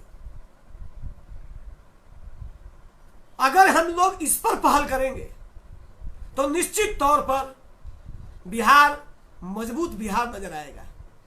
और इसमें आम जनता भी जिम्मेवार है, बिहार की आम जनता भी जिम्मेवार है, क्योंकि हम आदी हो चुके हैं घूस देने का। हमको भरोसा ही नहीं होगा अगर कोई घूस ना ले। अगर कोई घूस नहीं लेगा तो लगेगा ही नहीं कि हमारा काम हो जाएगा, ऐसी धारणा बन गई है। इन सब चीजों से बिहार को लड़ना होगा। मुझे नहीं चाहिए वृद्धा पेंशन, मुझे नहीं चाहिए विधवा पेंशन, मुझे नहीं चाहिए छात्रवृत्ति जिसमें घूस लगता हो। आप मत लीजिए 4 महीने, 5वें महीने का पैसा दिलवाने का ताकत ब्रजेश मिश्रा देगा, और ब्रजेश मिश्रा आपके साथ खड़ा होकर दिलवाएगा। इस बात के लिए आपको वादा करता है। हम अपने बिहार के तमाम युवाओं को इसके लिए आह्वान करते हैं कि अगर कोई विधवा पेंशन, वृद्धा पेंशन, छात्रवृत्ति योजना पर अगर कोई लुटेरा अगर लूटता है तो आप एक चैन बनाइए, युवाओं की एक टोली बनाइए और उसको सार्वजनिक रूप से उनको गुलाब का फूल दीजिए कि भगवान करे हे प्रभु आपके घर में भी यही स्थिति बने और आपकी भी मां, आपके भी अंदर रिश्तेदार विधवा और वृद्धा पेंशन का लाभ ले और उनको भी इसी तरीके की प्रताड़ना झेलनी पड़े। एक गुलाब का फूल जरूर दीजिए। अगर शर्म, वो तो अपने समाज का कल्याण करेगा ही करेगा, क्योंकि अपने परिवार के कल्याण, यह शिक्षा लेना चाहिए सवर्ण के नेताओं को। और चाणक्य विकास मोर्चा इसीलिए बदनाम भी है कि यह जातिवाद करता है, ब्राह्मणवाद करता है। हम जातिवाद नहीं करते, हम ब्राह्मणवाद नहीं करते, हम ओरिजिनल बात करते हैं, जो सच है वही कहते हैं। आपने कहा कि आरक्षण की 9वीं सूची में, अरे ये कुर्सी लेने के लिए ये लिख देंगे कि जब तक इस पृथ्वी पर मानव रहेगा तब तक आरक्षण रहेगा। ये वह चाहने वाले लोग हैं। क्योंकि ये दलित का थोड़ी कल्याण करना चाहते हैं, इनका उद्देश्य दलित कल्याण थोड़े ही है, ये महादलित का उत्थान थोड़े ही चाहते हैं। मैं इस मामले में बधाई देना चाहता हूं लोजपा के युवा नेता चिराग पासवान को, जिसने यह बात कहा कि अमीर दलितों को आरक्षण को त्याग देना चाहिए। यह बधाई के पात्र है चिराग पासवान जी, और इस चीज के लिए मैं आपको बधाई देता हूं। अरे आरक्षण का दौर खत्म होना चाहिए। आखिर भीमराव को मानते हैं ना आप? भीमराव तो आइडियोलॉजी है ना आपका, भीमराव तो आपका भगवान है ना। राम नाम सत्य है की जगह पे आप लोग भीमराव नाम सत्य है की बात करते हैं ना। तो भीमराव अंबेडकर ने भी मात्र 10 साल का समय दिया था। उनको तो गाली मत दीजिए, उनको लज्जित मत करिए, उनको शर्मसार मत करिए। या फिर कोई और भीम पैदा हो गया हो तो अलग बात है। ये दलित के राजनीति करने वाले जो दलित के नेता हैं, ये दलित के हैं ही नहीं। आप उठाकर देखिएगा, ये विवाह सामान्य जातियों से करते हैं या अन्य ऐसे जातियों से करते हैं जो दलित नहीं है, तो इनका दलित प्रेम दिखता है। ये तो व्यक्तिगत कुर्सी के चक्कर में ऐसा करते हैं। और ये सवर्ण नेता, चाहे वो ब्राह्मण हो, क्षत्रिय हो, कायस्थ हो, ये इनको सोचना चाहिए जो बिहार का भूमिहार अपने आप को बहुत बड़ा दबंग समझता है, क्योंकि ब्राह्मण तो लाचार बेबस असहाय है। भले ही ब्राह्मण भूमिहार कह के हम लोग राजनीति कर ले, कायस्थ की स्थिति क्या है ये छुपा हुआ नहीं है, और राजपूत कई भागों में बटा हुआ है, यह भी छुपा हुआ नहीं है। लेकिन दलित नेताओं से सीखना चाहिए कि जिस तरीके से आरक्षण को 9वीं सूची में शामिल करने के लिए संविधान में यह लोग एकजुट हो सकते हैं, तो आरक्षण के विरोध के स्वर के बजाय आप आर्थिक आधार पर आरक्षण हो, इस मुद्दे पर आपको एकजुट होना चाहिए। चाहे आप भाजपा में हो, जदयू में हो, कांग्रेस में हो, लोजपा में हो, राजद में हो, सपा में हो, बसपा में हो, आप में हो, जाट में हो, हम में हो, और किसी भी में हो। और नहीं तो आपका यह पाप आपके खानदान को ले डूबेगी। आप यह सोच रहे हैं ना कि हम तो सवर्ण नेता हैं, एमपी हो गए, एमएलए हो गए, मंत्री हो गए, आईएएस हो गए, आईपीएस हो गए, तो आपके द्वारा जो अर्जित किया हुआ धन और संपत्ति है, आने वाले दिनों में अगर आप सचेत सजग नहीं हुए तो यह संपत्ति आपकी छीन ली जाएगी और आप सिवाय घंटी हिलाने के कुछ नहीं कर पाएंगे। इसलिए यह वक्त है कि आरक्षण उनको जरूर मिले, उसको आरक्षण कह के ना मिले, संरक्षण कह के मिलिए। आप दीजिए ना किसी दलित को जो बढ़िया पढ़ना चाहता है उसको पढ़ाइए, भेजिए अमेरिका, जापान, रूस, रसिया, देश के किसी भी क्षेत्र में पढ़ना चाहे उसको उच्च शिक्षा दीजिए, उसमें फीस माफ करिए, ये चलेगा। लेकिन जन्म हुआ तब से आरक्षण, स्कूल में नामांकन के लिए आरक्षण, कॉलेज में नामांकन के लिए आरक्षण, नौकरी के लिए आरक्षण, प्रमोशन के लिए आरक्षण, तो रिटायरमेंट के लिए भी आरक्षण मांग लीजिए ना, क्योंकि आपकी बुनियाद ही आरक्षण है। और अंततोगत्वा फिर मरने के लिए भी आरक्षण चाहिए क्या आपको?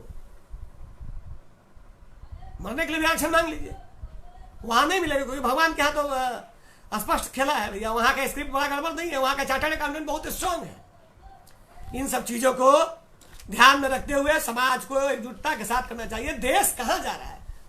कौन आरक्षण वाला, या कौन सवर्ण, या कौन हिंदू, कौन मुसलमान, कहां है कोरोना में? आप पूछ के आ रहे हैं क्या कोरोना आपको? क्या आप आरक्षण का लाभार्थी है तो आपको कोरोना नहीं पकड़ेगा? अरे आप बचेंगे तब ना आरक्षण लेंगे। जीवन के रक्षा के लिए आरक्षण से ज्यादा शिक्षा की जरूरत है, ज्ञान की जरूरत है। और भीमराव अंबेडकर बनिए, विशाल हृदय के धनी बनिए। भीमराव अंबेडकर अपनी योग्यता के दम पर पूरे दुनिया में परचम लहराए थे, आरक्षण के दम पर नहीं। आप अगर भगवान भीम को भगवान मानते हैं, क्योंकि हम तो कहेंगे तो आप कहेंगे कि राजनीति करते, क्योंकि हम तो भगवान की तरह भीम को मानते। इसलिए मानते हैं क्योंकि हमारे पूर्वजों ने उनको विदेश भेजा था पढ़ने के लिए, क्योंकि हमारे पूर्वजों के अंदर इतनी ज्ञान और इतना अनुभव था कि भीमराव अंबेडकर के अंदर वो योग्यता है जो पढ़ कर बाहर से आकर इस देश का कल्याण करेगा। लेकिन आपको तो हर बात के लिए आरक्षण चाहिए, इसका कोई लाभ नहीं होता। आज जो पिछड़ा और अति पिछड़ा है वो तो बेचारा आरक्षण का ना लाभ ले पाता है ना सवर्ण बन पाता है। इसलिए इन सब चीजों को दरकिनार किया जाए। और जितेंद्र जी, आप अपनी योग्यता का परिचय दें, छोड़िए इन चक्करों को। 9वीं सूची में शामिल करें, 10वीं सूची में शामिल करें, संविधान में ही शामिल कर देना भैया कि सवर्णों का यह देश नहीं है और ये आने वाले दिनों में होने वाला है। ये समय नेता समझ रहे हैं, बावजूद इसके चुप हैं। अपने आप को राजनाथ सिंह बहुत बड़े योद्धा समझते हैं। गिरिराज सिंह हर बात में पाकिस्तान भेज देते हैं। और हमारे यहां प्रभुनाथ सिंह और राजीव प्रताप रूढ़ी और जो इतने भी सिंह हैं लोग यहां, ये सिर्फ डरवाने के लिए है। ये बाहुबल जितना है हमारे यहां, चाहे वो ब्राह्मण हो, भूमिहार हो, राजपूत हो, और कास्ट में बहुत कम होते, क्योंकि वो बेचारे शिक्षा के महत्व को बहुत मजबूती से समझते हैं। और शायद यही कारण है कि कास्ट परिवार 2000 रुपये पॉकेट में रखकर आपके 50,000 पॉकेट का मुकाबला कर सकता है, क्योंकि वो बौद्धिक क्षमता का पूरा इस्तेमाल करता है। लेकिन हम लोग क्या करते हैं, अहंकार में है, कुछ नहीं होने वाला इस अहंकार से। इसलिए हम लोग को मिलजुल कर प्रयास करना होगा। देश के राष्ट्रीय एकता और अखंडता को खड़ा करना होगा। देश के युवाओं को गोलबंद करने की आवश्यकता है। देश के अंदर जो युवाओं का ऊर्जा है उसका सदुपयोग करने का समय है। हम 21वीं सदी में ऐसे ऐसे प्रयोग करें, आयुर्वेद को बढ़ाने की आवश्यकता है। रामदेव बाबा कुछ भी करें, वह भी कुछ गलत सिस्टमेटिक ढंग से कुछ ऐसे चीजें हैं जो खराब होती हैं, लेकिन कम से कम उसने राष्ट्रीयता का मिसाल तो कायम किया है। ठीक उसी तरीके से चाणक्य विकास मोर्चा राष्ट्रीय क्षेत्र पर अपने उत्पाद को लेकर आएगी, मैन्युफैक्चरिंग को लेकर आएगी और लोगों तक पहुंचाने का काम करेगी। हम समृद्ध बनाएंगे आपको, हम युवाओं को चाणक्य च्यवनप्राश खिलाएंगे और बुद्धि का विकास कराएंगे। ऐसे भी हमारे देश के युवाओं के पास बहुत क्षमता है, अदम क्षमता है, और उन्हीं के क्षमता के दम पर हम ये काम कहते हैं, बात भी करते हैं। ये हौसला एक ब्रजेश मिश्रा की इतनी हैसियत नहीं कि वो सरकार पर, प्रशासन पर इतना बात करे। और हम तो यह भी जानते हैं कि हमारे बिहार के किस किस IAS का संपत्ति विदेश में कहाँ कहाँ है। हम उस पर भी प्रकाश डालेंगे। वो ज्यादा वक्त नहीं है, बहुत जल्द हम हर चीज को लेकर आएंगे। मुझे मालूम है कि मेरा जीवन लीला बहुत ज्यादा दिनों तक नहीं है, क्योंकि हम बहुत लोगों के टारगेट पर हैं। सरकार से मैंने सुरक्षा की मांग की है, लेकिन वह जांच के दायरे में है। मामला पटना SSP के हाथ लटका हुआ है, लेकिन कोई बात नहीं है, वो तो नियति तय है।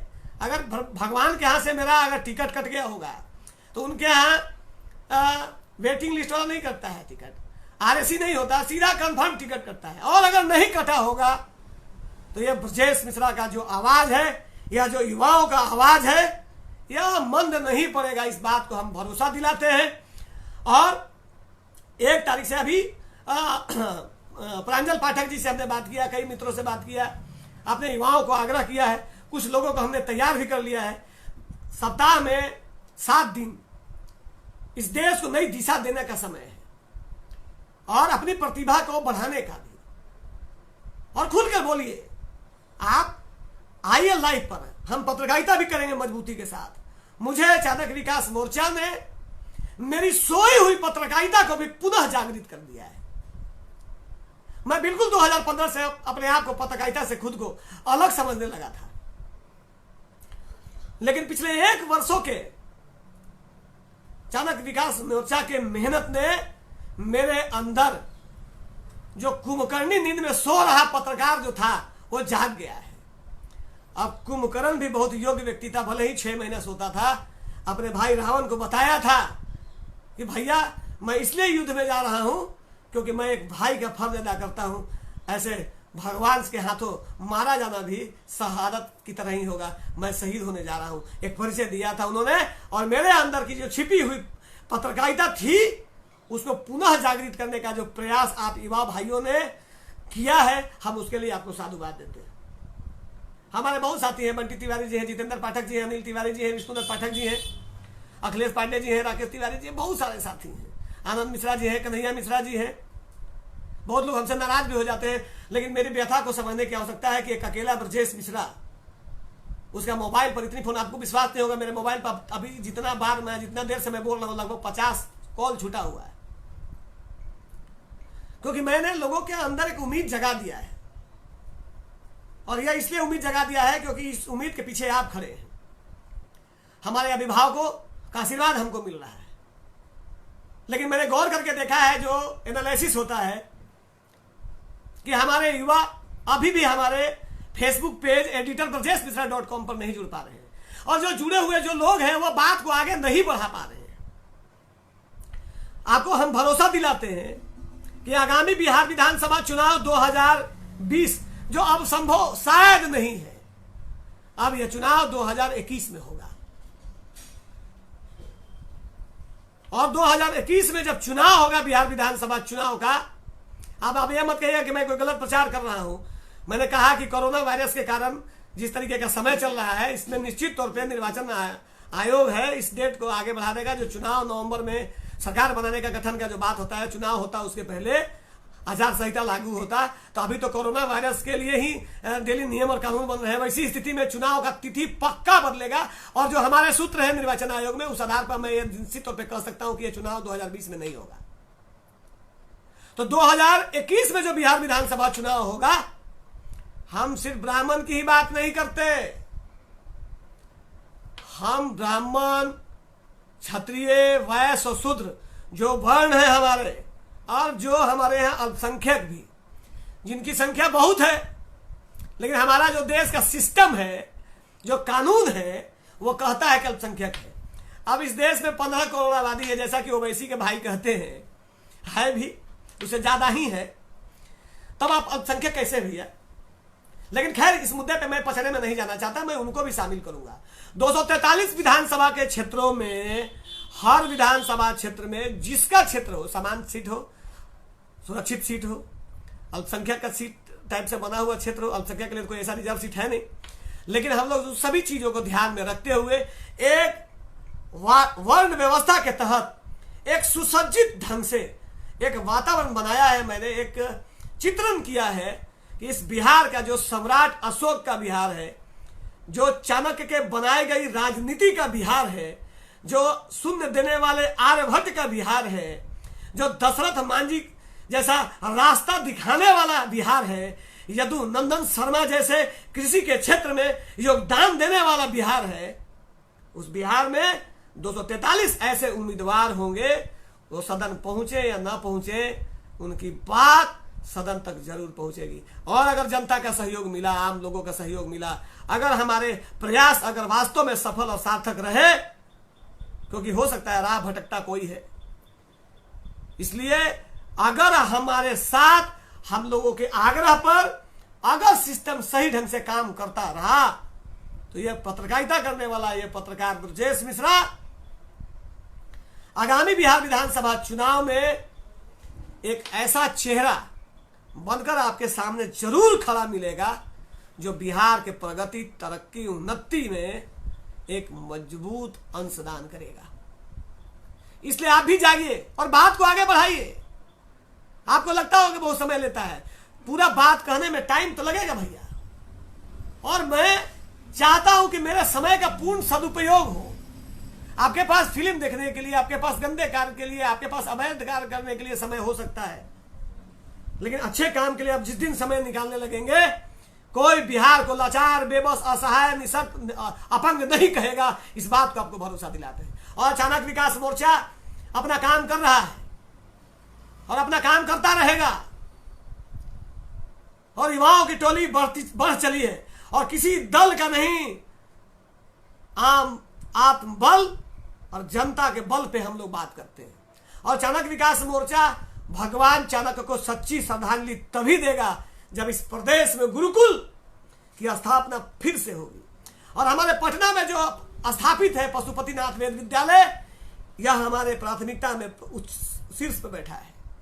लॉकडाउन के बाद पशुपति वेद विद्यालय के भवन से लेकर उसके रख रखाव से लेकर उस तमाम तरह के सुरक्षा के दृष्टिकोण से हर चीज को लेकर हम लोग काम करेंगे, और पशुपति वेद विद्यालय एक मिसाल पेश करेगा। और हम बिहार के कई क्षेत्रों में, हमारे शाहपुर में भी एक विजय मिश्रा जी हमारे भाई है, पत्रकार हैं, वो अभी वेदशाला चला रहे हैं। हम उन तमाम वेदशालाओं को, और जो वेदशाला पहले से चल रहे थे उनको पुनर्जीवित करने का, और जहां नहीं थे वहां खोलने का संकल्प चाणक्य विकास मोर्चा ने उठाया है, और इसको पूरा करेगा। और कर्मकांडी ब्राह्मण, आप उसको गलत नजरिए से देखते हैं। अरे भैया, ब्राह्मण का काम है भिक्षा लेना और शिक्षा देना, वो वर्ण व्यवस्था के हिसाब से नहीं जाता, इसलिए वह कष्ट में है। जिस दिन अगर वर्ण व्यवस्था के हिसाब से अगर अपने आप को मोल्ड कर लिया कि हम ब्राह्मण यह भी काम करेंगे, तो शायद उस क्षेत्र में भी आपको आरक्षण की बात करनी पड़ेगी। इसलिए इन सब चीजों को दरकिनार करते हुए एक मजबूत राष्ट्र के निर्माण में, भारत को विश्व गुरु बनाने में बिहार एक महत्वपूर्ण स्थान बने, बिहार एक अहम भूमिका निभाए, इस बात को हम लोग को पहल करना पड़ेगा। और सप्ताह में सोमवार, मंगलवार, बुधवार, बृहस्पतिवार, शुक्रवार, शनिवार और रविवार 2 बजे का तो एक एपिसोड धारावाहिक जो चल रहा है, इसका टाइम हो सकता है कि हम लोग चेंज करें, हम लोग समय इसको बदलेंगे। और अब 7 दिन कभी कभी दूसरे प्रदेश को, जैसे दिल्ली से, मुंबई से, उत्तर प्रदेश से, कोलकाता से, रांची से, उत्तराखंड से और भी कई राज्य हैं जहां चाणक्य विकास मोर्चा के साथ बहुत अच्छी संख्या में लोग युवा जुड़ चुके हैं, अभिभावकों का आशीर्वाद मिल रहा है, हम लोग उनको लाइव आने के लिए आग्रह करेंगे। और सप्ताह में 1 दिन मैं भी आऊंगा, 2 दिन मैं आता हूं, तो एक और व्यक्ति को समय देना चाहता हूं ताकि हर वह व्यक्ति काम करे। और मैं यह कोशिश करूंगा कि मैं कभी कभी आऊं और मेरे पास जो समय बचे उस समय का सदुपयोग मैं किसी दूसरे क्षेत्र में करूं। और जिला स्तर पे जो हमने कहा कि 1 जून से जो कार्यक्रम शुरू होने जा रहा है, हर जिला में हम लोग खोज रहे हैं कि जो कई लोग से बातचीत फाइनल भी हो चुका है, क्योंकि हम कोई संगठनात्मक बात नहीं करें, इसलिए हम लोग बिल्कुल निष्पक्ष व्यक्ति की बात कर रहे हैं। वह व्यक्ति जिसको किसी संगठन से नहीं बल्कि इस बिहार से, इस देश से और सकल समाज से लेना देना है, हम लोग उनको प्रवक्ता के रूप में, वक्ता के रूप में फेसबुक लाइव के माध्यम से आपके बीच लाना चाहते हैं। तो कई जिला में हम लोगों ने चयन कर लिया है, उसके लिए नियम एवं शर्तें बनाई गई हैं। उस नियम और शर्त को अगर आप मानते हैं तो आपको हम लोग आईडी दे देंगे चाणक्य विकास मोर्चा का। आप उस चाणक्य विकास मोर्चा से आप अपना फेसबुक पर आप लाइव आके आप अपनी बात को रख सकते हैं। अगर आप कोई गलत बात बोलते हैं वो आपका व्यक्तिगत विचार होगा, इसीलिए इसको संगठन का रूप हमने नहीं दिया है। अगर मैं गलत बोलूंगा मेरे ऊपर मुकदमा होगा। अगर संगठनात्मक दृष्टिकोण से होता तो शायद हमारे संगठन को प्रहार किया जाता और घेरा जाता। अगर मैं किसी को अपशब्द गाली दूं या कोई ऐसा बात कहूं जिससे देश में दंगा वाला माहौल बने, तो इसके लिए ब्रजेश मिश्रा जिम्मेवार। इसलिए हर व्यक्ति के साथ यही फार्मूला लागू होगा। और अगर आप चाहते हैं तो आप हमारा मोबाइल नंबर 9431073769 9431073769 आप इस पर संपर्क कर सकते हैं। साथ ही साथ एक और नंबर है 8340360961। यह नंबर है हमारा, आप इस नंबर पे बात कर सकते हैं। आप जरूर ध्यान रखिए, पेशे से पत्रकार हैं और रात में सोना अति आवश्यक है, इसलिए एक समय जरूर हम लोग बना लें कि 10 बजे और से लेकर रात्रि के 10 बजे के बीच, और जब इमरजेंसी हो तो 24 घंटे कभी भी आपका फोन नहीं उठे ऐसा नहीं होगा। लेकिन यह जरूर ख्याल रखें कि 10 बजे से रात्रि के 10 बजे तक ही हम लोग इस किसी भी मुद्दे पर बात करें। बाकी समय निश्चित तौर पर राहत के लिए, मतलब सेहत के लिए भी और कुछ अध्ययन के लिए भी, ताकि हम आपके बीच बेहतर से बेहतर कार्य कर सके और बेहतर जानकारी के साथ साथ सामाजिक एकजुटता का काम कर सके। यही बात कहते हुए कल हमारे किसी और साथी की बारी है, उनके नाम अभी मैं नहीं बता रहा हूं क्योंकि हम लोग इस पर आज बात करेंगे सामने और फिर हम लोग इस पर पहल करेंगे। हमारे सभी युवा साथियों ने तन मन धन जन सब कुछ दिया है और सहयोग किया है, और हम वैसे लोगों का जो सहयोग करते हैं, हमारे चंद्र प्रकाश तिवारी जी हमारे काफी मतलब ऐसे मित्र बन चुके हैं कि हम उनसे एक दिन अगर हम लोग बात ना करें। हमारे कन्हैया भैया हैं जो हमारे अभिभावक की भूमिका में है, हमारे जयंत त्रिवेदी जी हैं, हमारे यहाँ शालिग्राम दुबे जी हैं, दिवाकर चंद्र दुबे जी हैं, हमारे यहाँ प्रभाकर मिश्रा जी हैं, डॉक्टर रमेश चंद्र मिश्रा जी हैं, बहुत सारे साथी हैं, बहुत से हमारे अभिभावक हैं जिनका आशीर्वाद स्नेह समर्थन मिलता रहता है, और हम उनके दम पर ही बहुत से बात ऐसे कहते हैं जिससे हम लोग उनको मदद कराते हैं। कल भी एक हाजीपुर के एक भाई थे, उनको परेशानी हो रही थी PMCS में एडमिट होने में, हम लोगों ने उनको एडमिट कराया। और हम लोग यह रोज करते हैं, प्रतिदिन करते हैं, आग्रह करते हैं। भले हम मंगल पांडे को गाली दें, भले ही हम मंगल पांडे पर दोष मढ़े, भले ही हम मंगल पांडे पर प्रहार करें, पर मंगल पांडे जी हम लोगों के मंगल के लिए निश्चित तौर पे सहयोग करते रहते हैं। इन तमाम बातों के लिए आप कोरोना से बचें, सुरक्षित रहें, घर पर रहें, और ये जरूर ध्यान रखें कि कोरोना किसी जाति को देखकर नहीं संक्रमित करेगा, कोरोना किसी को धर्म को देखकर संक्रमित नहीं करेगा, बल्कि कोरोना उनको संक्रमित जरूर करेगा जो इस समय में बाबा बनने की दिशा में प्रयत्नशील है। बाबा मतलब पंडित नहीं, बाबा मतलब लंपटबाज, लंपट। तो लंपट लोगों के साथ तो कोरोना निश्चित तौर पे हाथ मिला लेगा और आपके लंपटेज में आपका परिवार बर्बाद ना हो, इस बात पे जरूर ध्यान रखें। और हमारे बड़े भाई गुप्तेश्वर पांडे जी रोज अपील करते हैं दूरी बनाने का, कानून के पालन करने का। निश्चित तौर पे करें, सरकार का बात का निर्देश का पालन करें, टीवी देखते रहें, फेसबुक भी देखें, सब कुछ देखें, पेपर भी पढ़ें और अपने परिवार के साथ रहें। यह अच्छा मौका मिला है आपको अपने परिवार को सेवा करने का। मैं तो कई डिश सीख गया हूँ इस बीच में कि कैसे खाना बनाना है। मैं तो घर में पानी भी जल्दी नहीं लेता था, लेकिन अब मैं खाना भी बहुत बढ़िया बनाने की कोशिश करता हूँ और उसमें कामयाब भी हूँ। अब विषम परिस्थिति में मैं चाणक्य विकास मोर्चा के लिए कहीं अगर विकास के लिए कहीं अगर हमको कहीं जाना होगा और खाना बनाने की भी जरूरत होगी तो ये ब्रजेश मिश्रा रसोईया की भी भूमिका में आपको नजर आएगा। यही बात कहते हुए अपनी वाणी को विराम देते हैं। जय परशुराम, जय चाणक्य, जय बिहार, जय वंदे मातरम, भारत माता की जय।